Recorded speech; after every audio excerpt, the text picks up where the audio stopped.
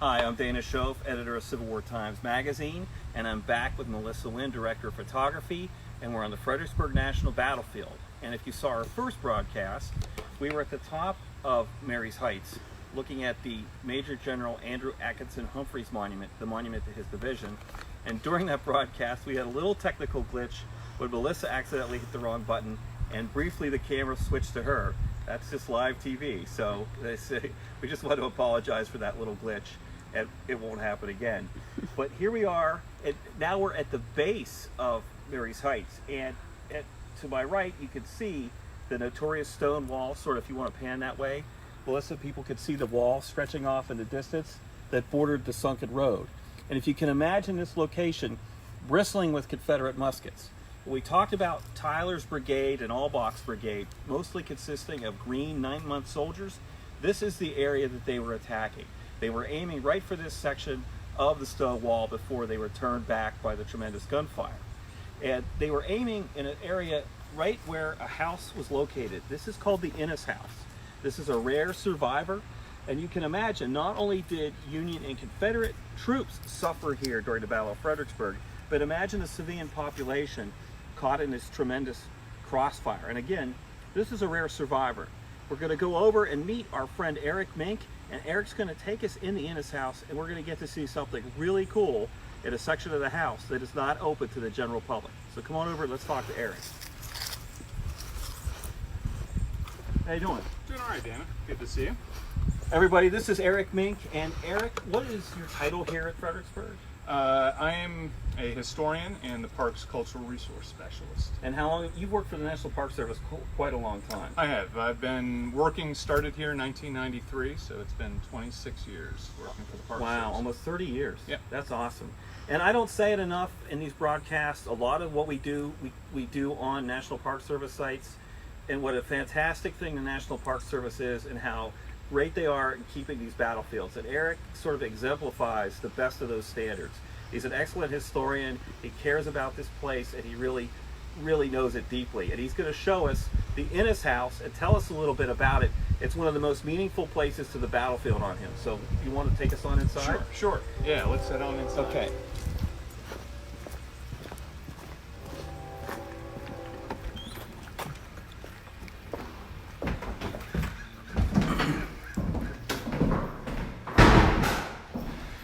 So this is sort of the main living area for the family. It is. Okay. The Innes House is a very small structure. 2 rooms, essentially with a wood partition here that separates the main room from the entrance hall. These are just boards, essentially. Correct. Just Yeah. board. Okay. And no plaster on this. It is just a wood partition. Mm-hmm. The house itself, we don't have an exact date of construction. Sometime in the 1850s, obviously here by 1861, when the war began. And there were 4 structures that stood along the sunken road corridor.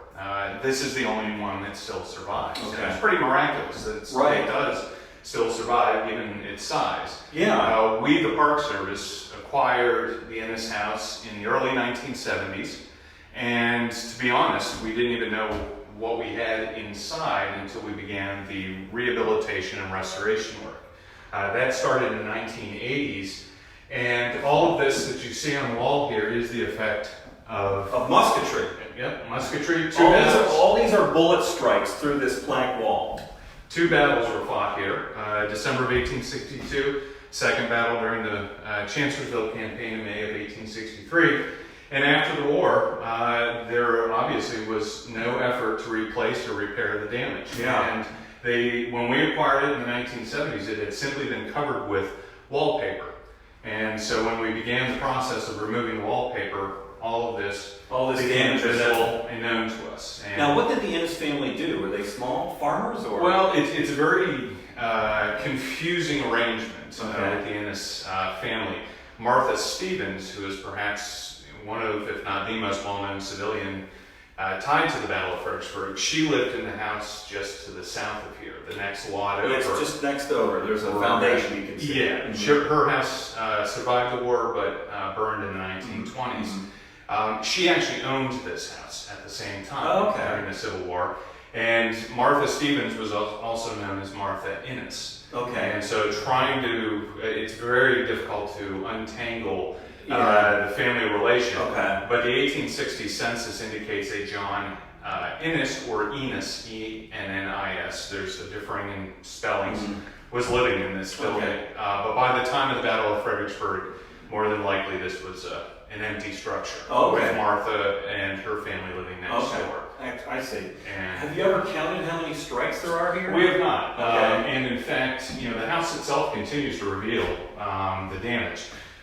It's tough to see, probably wouldn't show up on film, but there is a lead ball that's embedded in one of the timbers. The joist, yeah, the floor joist, yeah. And we recently had staff from the National Park Service Historic Preservation Training Center out of Frederick, Maryland, come down and do a structural assessment of the building. And as they were removing some of the boards, the weather boards, or the clapboard on the outside, we found damage to the timbers, to the frame. Yeah, so the house itself, like I said, it's amazing that it. Well, and just a quick look at here, you've got bullets hitting the house going both ways. This is a bullet strike that was going in this direction toward the river, more or less, and then up here we see a bullet that would have been fired more from the federal perspective, heading toward Mary's Heights. That's incredible. Both incoming and outgoing musketry tearing into this house. Oh yeah, and during the Second Battle of Fredericksburg in May of 1863, the draw that separates Brompton, yes, which is owned by the University of Washington. Washington. Draw is right out here. Right, Yeah. that separates it from what we refer to as the Willis Hill section. Willis Hill. That is where the Union Army actually made the breakthrough up onto the heights. So thinking that this would stand right in the way, there undoubtedly was fire coming from all directions as the Union troops were funneling up in May of '63. Right. And that second Fredericksburg is in conjunction with the Battle of Chancellorsville. Right. Because when we were up there earlier, we were talking more about the December '62 Battle of Fredericksburg. Just to let people know. Now, you're going to take us upstairs. Yes. And show us something that's really unique, because when this is open, people don't get to go on the second floor because it's really not set up to handle large crowds. Correct. This building is open occasionally during the summer. We have staff that will be here and let folks in during the summer.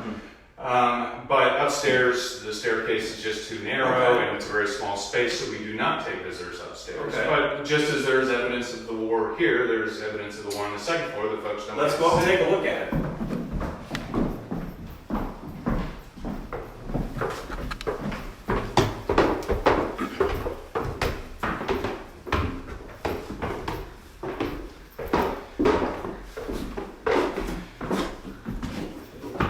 So unlike the first floor, the second floor here remains a little unfinished. And because we never intended to open this to the public. Right. But again, just like the first floor had a partition that separated the space. Same board partition. Exactly. Just a board thick. And this one. I see a few bullet strikes here. Correct. But that's not the real story up here, right? No. What we discovered was when the work was being done in the 1980s, this wall was covered, but not with wallpaper. It was covered with newspaper. Just a cheap sort of newspaper? Yep. Okay. Just newspaper that was plastered over and to cover the partition. And so upon the removal of the newspaper, we began to see sketches, pencil, being that it was applied. You can see something right here. Right. There is a bird and what appears to be a frame around the bird. So you can see the frame, and then here's the bird right in the center. Correct. And then elsewhere, we can see letters, but it's very difficult to make out. Right, it's faint, but you were showing us one in particular. Right here, if you can zoom in, it's very faint, but up on top is WM for William, and then the last name is Bugles, B-U-G-L-E-S-S. And then the second line is 4141, VA for Virginia, and then R-E-G-T for regiment. So William Bugles, 41st. William Bugles, 41st Virginia Regiment. Correct. So he was in this house, standing right here, and he graffitied the wall with his initials and his unit. Yeah, that's what we certainly suspect. Yeah. And then when was that 41st Virginia? Were they stationed here in December during that battle? All right, so the 41st Virginia was part of William Mahone's brigade, and they were not here in December of 1862, not stationed here. Okay. They were not stationed here in May of 1863. During the intervening period, the winter, they spent most of their time north of town along the Rappahannock River doing picket duty along the fords in that area. Okay. But William Douglas was in Company G of the 41st Virginia, and his company commander, his letters were privately published. Last name Denoon, D-E-N-O-O-N. And Charles Denoon, in one of his letters from June of 63, wrote home that his regiment was stationed behind the stone wall at the foot of Marye's Heights. In June of 63. So right outside this window. Correct. He and William Douglas and his company would have been here at that time, which would have been an ample opportunity to come in here, leave his name on the wall. And the reason they were here in June of 63, it was the first couple weeks of June, was Robert E. Lee had begun. He's on the move. He is. He's moving out of the Fredericksburg area, heading to Culpeper Courthouse, and beginning his move north, which culminates in the Gettysburg campaign. Joseph Hooker, still commanding the Army of the Potomac, catching wind that something was going on, had sent troops across the river south of here to try and gain some information, see what Lee was up to. Yeah. And William Douglas, the 41st Virginia Mahone's brigade, was part of A.P. Hill's 3rd Corps in the Army of Northern Virginia, and Hill was responsible for keeping an eye on Hooker's forces at that time. And so that's what they were here for. And the stone wall is literally just a couple of yards from the house. Right below us here. So they could have been right behind that wall. Correct. Yeah, amazing. And Douglas, his compiled service record indicates that he enlisted in Petersburg in 1861. Nothing spectacular in the CSR other than he was promoted to a corporal, then a sergeant. And then the last record is for I believe it's March and April of 1863. Okay. And after that, his CSR combined service record. Correct. At the National Archives. Correct. But there is a twist to his story. Right. We're currently tracking it down to see. There's a very strong possibility that William Douglas was a Pennsylvanian. It's an unusual name. Did not find anyone in the census records from 1850, 1860 in Virginia, even with different spellings of the last name, but we did find someone who would have been of military age who was actually living in Lebanon, Pennsylvania. And so looking at a cemetery in Lebanon today, there is a William Douglas who is buried in St. Mary's Cemetery in Lebanon, and he has a Confederate flag and a Confederate Veterans star planted in front of the... So there's a William Douglas buried in Lebanon, Pennsylvania. In what cemetery? St. Mary's. St. Mary's, and it's decorated with a Confederate flag and a Confederate Veterans... Correct. The flag staff. And I contacted the Catholic Church in Lebanon who was responsible for that cemetery, and they said that their cemetery records indicate that is a Confederate soldier in that grave. Fascinating. And William Douglas is the only Confederate soldier, 41st Virginia.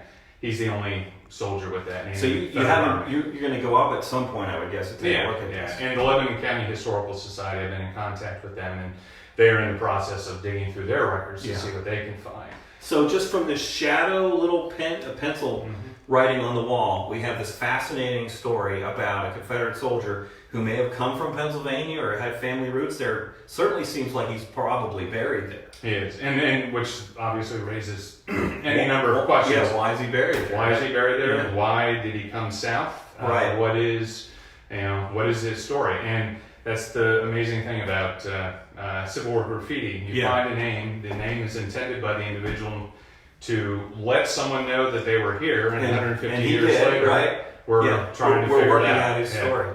And that's just one small example of the great work that the National Park Service does preserving things like this.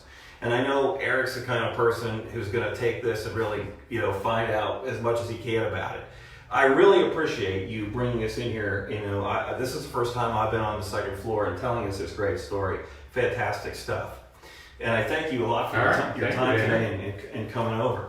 Okay. So I hope you've all enjoyed that, and I hope that you'll join us for one more First Monday's broadcast. We're going to be broadcasting from another area of the Fredericksburg battlefield in 45 minutes or so when we get there and get set up. So look for that, and until then, this is Dana Shoaf and Melissa Winn from Civil War Times Magazine, and Eric Mink from the National Park Service signing off from the Innes House on the Fredericksburg battlefield.